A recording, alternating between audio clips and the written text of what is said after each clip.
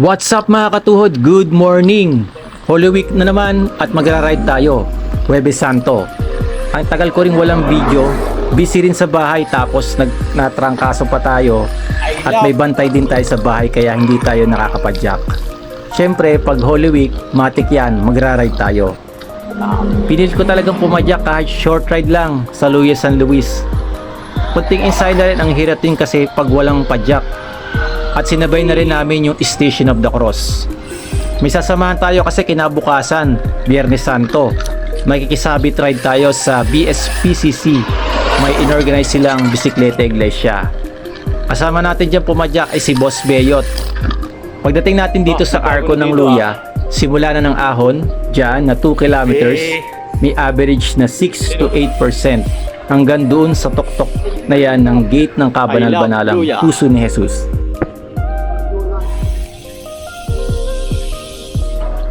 Yun.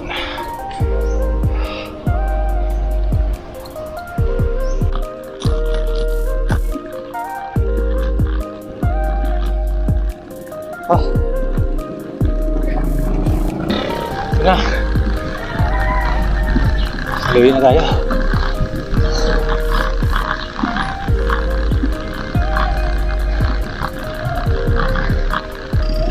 Pagdating ko sa taas, hinintay ko na lang dyan si Boss Beyot. Tapos diretso na kami sa loob. Nilak namin yung bike namin, tapos nagbayad kami ng 50 pesos per head sa entrance. At sinimulan na namin yung Station of the Cross.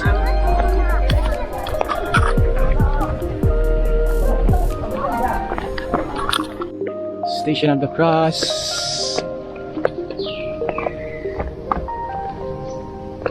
Third station na kami. Third station. Yun. Tapos na sa 13th station. So last na to.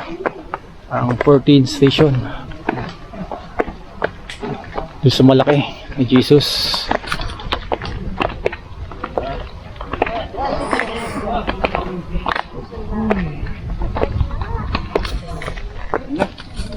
Papagod ang tatay. Oh, dami nang pinagbago dito sa Luya. No, bago na to.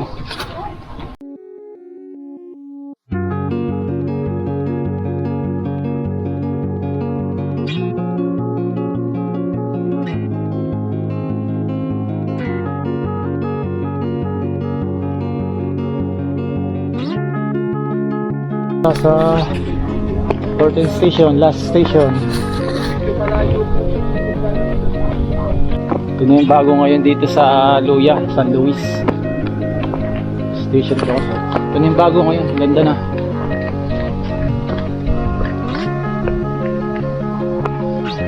Akyat kami di sa malaking Jesus.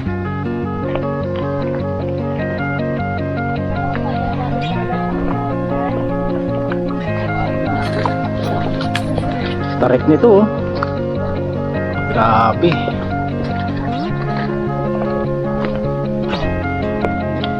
Kakalula. Tarik. Boss to pag naahon mo. Ganda ng view sa taas.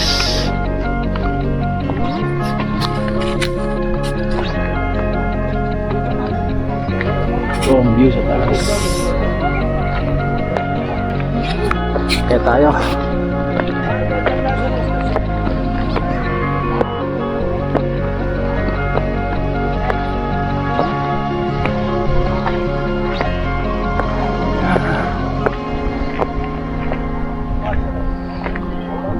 Huwebes Santo.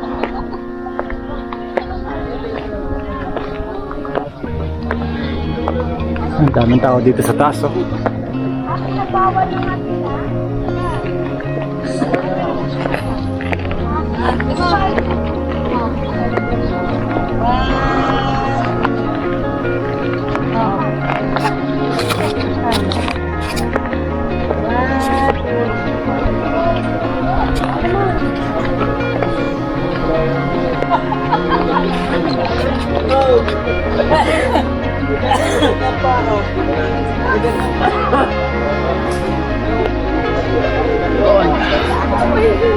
Banal ang puso ni Jesus.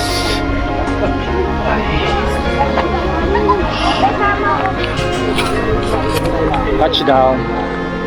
Dito tayo sa taas. Banal ang puso ni Jesus. Ano na pala dito? May chapel na pala dito sa likod. May chapel na pala dito sa likod. Puntahan natin, tingnan natin. Chapel.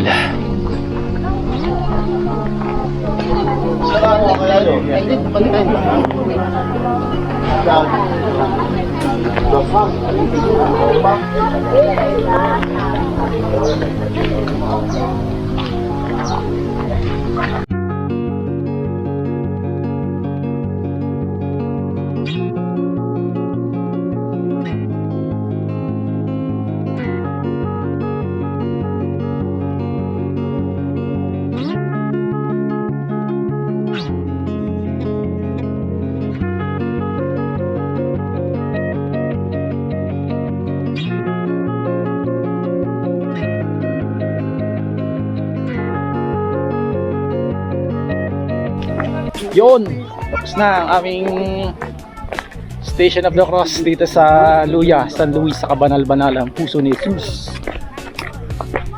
Sulit.